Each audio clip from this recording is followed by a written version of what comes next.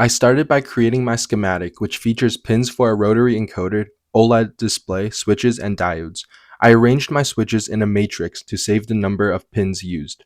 The chip scans each column hundreds of times a second, searching for a row with a voltage drop.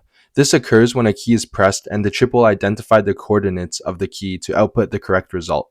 The diodes help prevent ghosting, which may cause a phantom key to be registered when multiple keys are pressed at once. Next, I designed a PCB with all components and 2 layers for traces.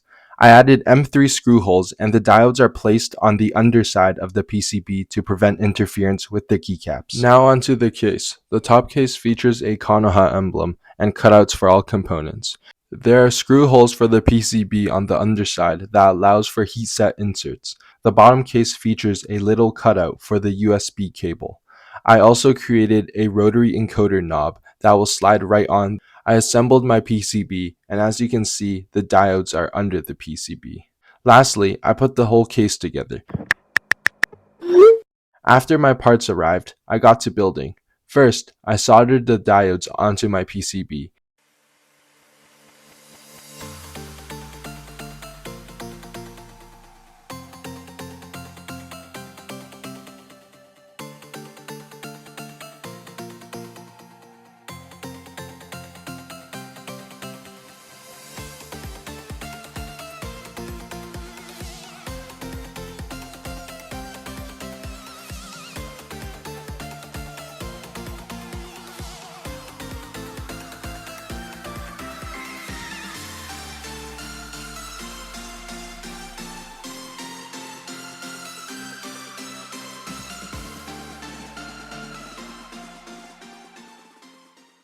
And then I 3D printed and assembled my case. Here, I am soldering the keycaps to the PCB because I forgot to do that. The next day, I spent the morning troubleshooting to realize I was supposed to solder the RP2040 and the OLED. So I ended up taking the case apart and reassembling a number of times off camera. The firmware is made with QMK, and I mostly just vibe coded everything with Claude.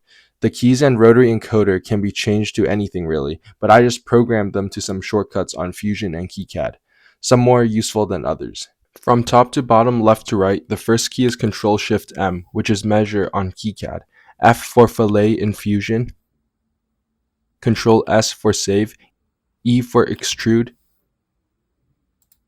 Q for press pull, M for move, S for search, Ctrl Z for undo, and V for switch via in KeyCAD. Lastly, the rotary encoder controls volume, and when you click down on it, it will mute the computer. Here's a final showcase with OLED animations inspired by Naruto.